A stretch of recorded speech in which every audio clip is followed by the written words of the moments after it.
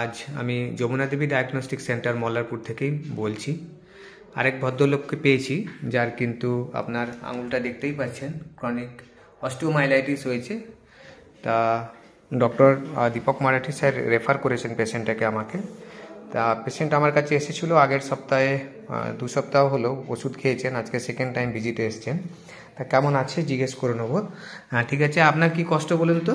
আমার কষ্ট আপনার এই নুন ছালতে দিয়েছিলাম ফার্স্টে। হ্যাঁ, তো আমি ঘরোয়া ডাক্তার দেখিয়েছিলাম, তারপরে কাঁদি গিয়েছিলাম।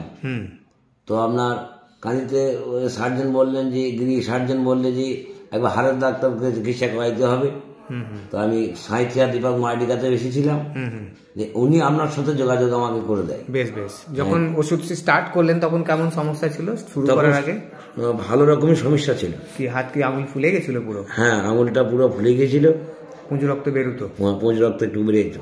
বেশ বেশ। তারপর এখন আপনাদের ওষুধ ট্রিটমেন্ট হওয়াতে আমি একটু সুস্থ ভাব বুঝে আবার দ্বিতীয়বার আপনাদের কাছে আমি এখানে এসেছি। মোটামুটি আপনি 6 থেকে 7 মাস আমরা আপনাকে দেখবো এটা। হ্যাঁ, আপনার একটু ওই আঙুলের ডগাগুলো পচতে লেগে গেছে, তা সেই ব্যাপারটা দেখবো। হ্যাঁ, বলার জন্য ধন্যবাদ। ঠিক।